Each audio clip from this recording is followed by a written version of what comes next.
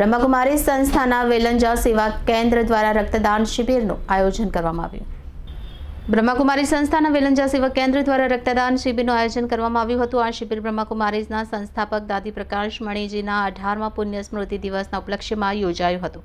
વેલંજા બ્રહ્મકુમારીઝના બી.કે. નીરુદીદીએ જણાવ્યું હતું કે દાદી પ્રકાશ મણીજીના 18મા પુણ્ય સ્મૃતિ દિવસ વિશ્વ બંધુત્વ દિવસ પર બ્રહ્મકુમારીઝ વેલંજા સેવા કેન્દ્ર દ્વારા રક્તદાન મહાદાન શિબિર આંતરરાષ્ટ્રીય સંસ્થા પ્રજાપિતા બ્રહ્મકુમારીઝ દ્વારા એમટીસી મોલ રંગોલી ચોકડી વેલંજા પર રક્તદાન કેમ્પનું આયોજન કરવામાં આવ્યું હતું। તેમાં 30 બ્લડ બોટલ એકત્ર થઈ હતી, જે રેડ ક્રોસ બ્લડ સેન્ટરને અર્પણ કરવામાં આવી હતી અને રક્તદાતાઓને સર્ટિફિકેટ આપી સન્માન કર્યું હતું।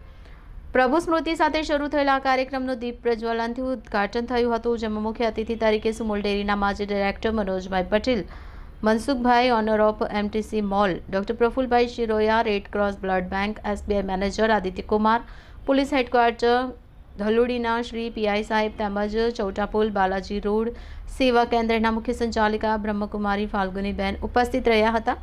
રક્તદાન અભિયાનનું લક્ષ્ય 1 લાખ યુનિટ એકત્ર કરી Guinness book of world record સ્થાપવાનું છે।